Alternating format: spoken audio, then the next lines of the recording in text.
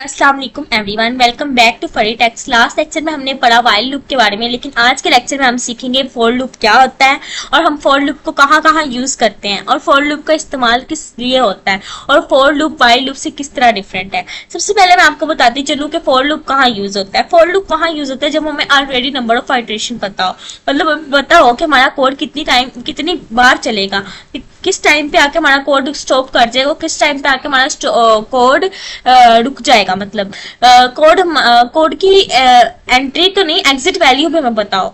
और for loop का एक सिंटैक्स है कि for variable in range. For एक कीवर्ड है, वेरिएबल भी वेरिएबल का नाम, इधर कोई भी हो सकता है। जैसे मैं कहूँ मेरे पास नम नाम का वेरिएबल है, वेरिएबल कोई भी हो सकता है। फॉर लूप का सिंटैक्स मैं आपको पढ़ा रही हूँ अभी जो है, इसको हम किस तरह लिखते हैं इसके बारे में देख रहे हैं। फॉर तो एक कीवर्ड है, उसके बाद वेरिएबल कोई भी वेरिएबल का नाम, यहाँ मैं नम लिख सकती हूँ, आई लिख सकती हूँ, एन लिख सकती हूँ, कोई भी वेरिएबल का नेम लिख सकती हूँ। इन रेंज, रेंज क्या है? रेंज एक एग्जीक्यूटेबल बिल्ट इन फंक्शन है। मीन टू से पाइथन में रेंज हमारे लूप्स में वैल्यूज को एग्जैक्टली प्रिंट करवाने के लिए हम इस्तेमाल करते हैं। और रेंज के अंदर क्या लिखा हुआ है कि रेंज कहाँ से स्टार्ट हो रही है, कहाँ पे स्टॉप हो रही है और इसके स्टेप कितने हैं। एक बात हमेशा याद रखिएगा कि स्टॉप जहां भी स्टॉप हो रहा है ना नंबर, वो नंबर प्रिंट नहीं होगा, स्टॉप नंबर प्रिंट नहीं होता। मीन टू से ये मैं आपको आगे बताती हूँ, ठीक है।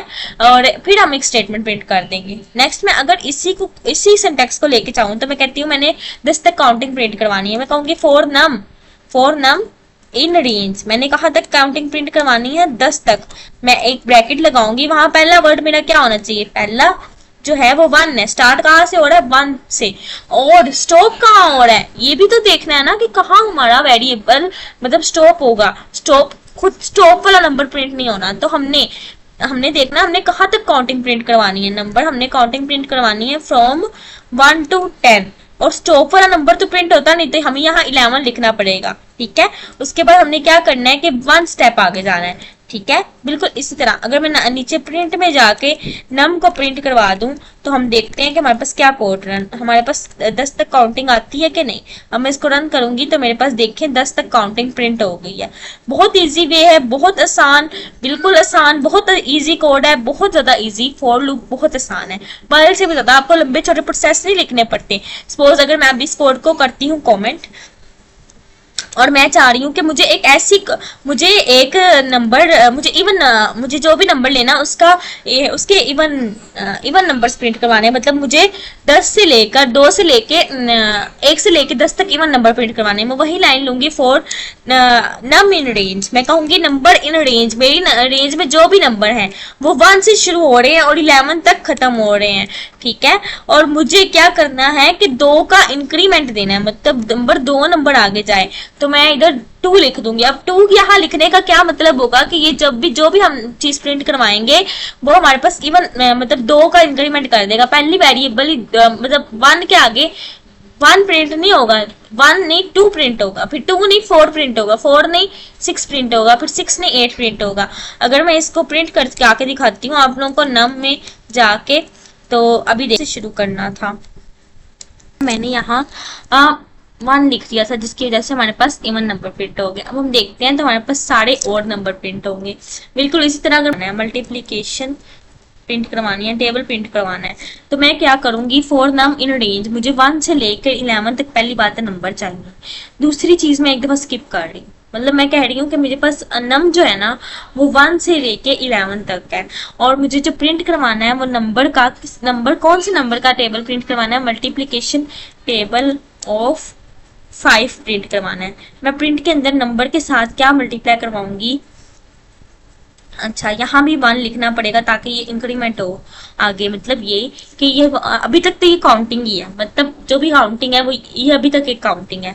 अब मैं चाह रही हूँ मुझे 5 का टेबल प्रिंट करवाना है, तो मैं क्या करूंगी यहाँ एक पहले कोमा लगाऊंगी, फिर बिल्कुल ये जो कोटेशन मार्क लगा के उसके बाद मैं यहाँ मल्टीप्लाई का साइन लिखूंगी, एज इट इज प्रिंट होगा। उसके साथ मैंने वो जो नंबर प्रिंट करवाना है, सपोज मैं अगर चाहूँ तो मैं इस नंबर को ऊपर डिफाइन भी कर सकती हूँ, i इज इक्वल टू 5, ठीक है। और मैं इधर i लिख दूंगी, ठीक है। उसके बाद मैं इधर क्या प्रिंट करवा दूंगी, नेक्स्ट में i is equal to print करवाना है, मतलब इज इक्वल टू भी तो हमारे पास आना चाहिए ना, तो मैं यहाँ इक्वल टू लिख दूंगी। बिल्कुल इसी तरह जब मैं नेक्स्ट इसका मल्टीप्लाई करवाना होगा तो मैं क्या लिखूंगी, नम मल्टीप्लाई बाय आई, मतलब जो भी नंबर होगा वो आई के साथ मल्टीप्लाई करवाना है, और आई हमारे पास क्या है 5। अब ऐड करवा के देखते हैं तो हमारे पास बिल्कुल प्रिंट टेबल होगा। अब देखो यहाँ हमारे पास नंबर टेबल प्रिंट हो गया, मतलब जो भी, ये देखो कितना आसान लूप है। वाइल में हम पहले क्या करते थे, इतना लंबा लंबा कोड लिखते थे, फिर लंबे चौड़े प्रोसेस करते थे। ये बात तो आपको समझ आ गई ना कि टेबल किस तरह प्रिंट हुआ है। मतलब ये कि अगर मैं इधर आपको करके भी दिखाऊं कि एक नंबर था और एक आई था, ठीक है, नंबर सपोज, अब इधर तो वहां ये आई ये लिखा हुआ और ये नम था, ठीक है। अब नम में मेरे पास वैल्यूज थी, ठीक है, 1 2 3 4 5 6 7 8 9 10, और ये 10 तक इंक्रीमेंट हो रही थी 1 वैल्यू तक, ठीक है। और नम जो मेरे पास था वो 5 था। बिल्कुल इसी तरह मैंने इसके दरमियान मल्टीप्लाई इस तरह लिखा कि मल्टीप्लाई लगाया और इक्वल लगाया, फिर बाद में मैंने नंबर और आई को मल्टीप्लाई करवा दिया, 5 1 5, 5 2 10, 5 3 15, इस तरह पूरा टेबल प्रिंट हो गया।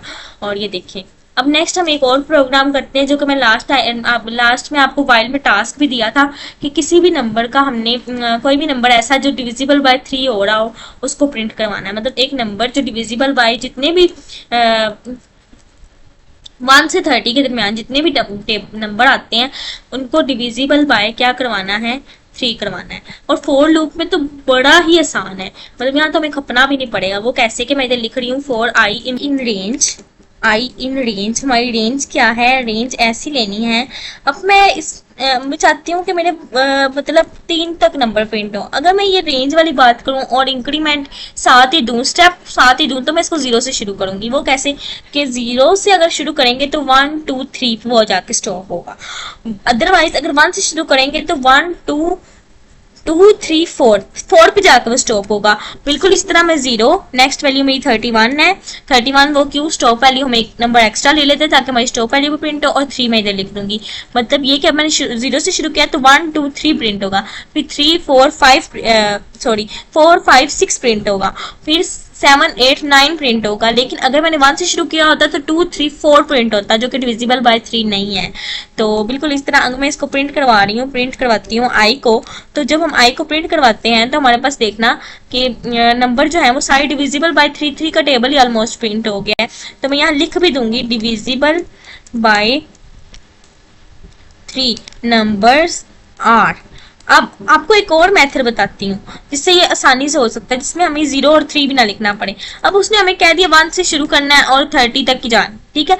अब 30 तक जाना है तो चलो ठीक है 31 भी लिख लेते हैं, वो तो हम लिखेंगे ना, क्योंकि मुझे पता है कि हम लोग थोड़ा कंफ्यूज हो जाते हैं। एज अपनी बात करें ना प्रोग्रामर्स के 30 प्रिंट नहीं हुआ, क्यों नहीं हुआ, चलो 30, अगर मैं 30 लिखूंगी ना 30 प्रिंट नहीं होना, नंबर हमारे 27 तक स्टॉप हो जाने हैं, डेट्स में 30 लिखा है।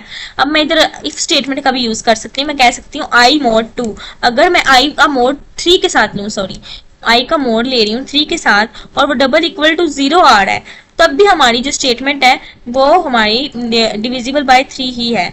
अब ये रन करके देखते हैं, अब मैंने इधर स्पेस भी दे दिया। अब डिविजिबल बाय 3, अब वो बता रहा है डिविजिबल बाय 3 नंबर है 3 6 9 12 15 18 21 24 37 30 27 30। होप सो आप सबको ये बातों की समझ आ गई होगी। अब आपने फॉर लूप से क्या करना है, पहले तो काउंटिंग प्रिंट करवानी है रिवर्स में। अच्छा आपको सॉरी, अभी रिवर्स वाली काउंटिंग में आपको खुद ही प्रिंट करवाना सिखाती हूँ।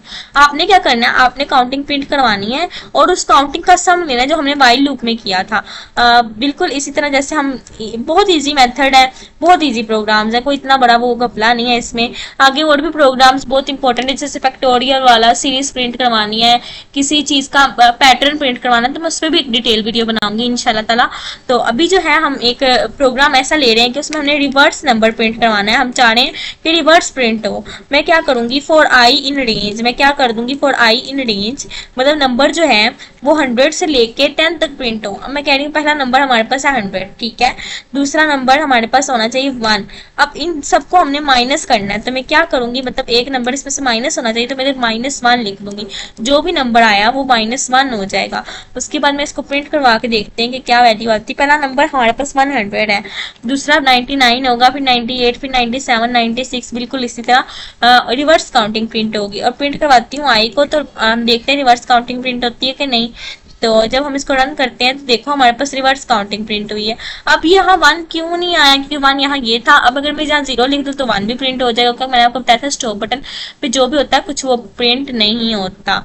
आज के लिए इतना ही। होप सो आप सबको ये बातों की समझ आ गई होगी। बहुत आसान है, फॉर लूप बेहद आसान है, वहां यूज होते हैं जहां हमें पता हो कि कहाँ तक प्रोग्राम चलना है। बेहद इजी, बहुत अच्छा और बहुत कंसा जो भी प्रोग्रामर्स है ना वो ज्यादा फॉर लूप्स को प्रेफर करते हैं, क्योंकि इजी टू है। मतलब आपको एक लाइन में सारी बात समझानी होती है, एक लाइन में सारी बात लिख देते हो। अब क्या आप वाइल अलग से लिखो, वेरिएबल अलग से लिखो, स्टेटमेंट अलग से लिखो, वो बड़ा लंबा चौड़ा प्रोसेस है। दैट्स वाई एवरी जो भी प्रोग्रामर्स हमारे पास हैं वो ज्यादा फॉर लूप प्रेफर करते हैं।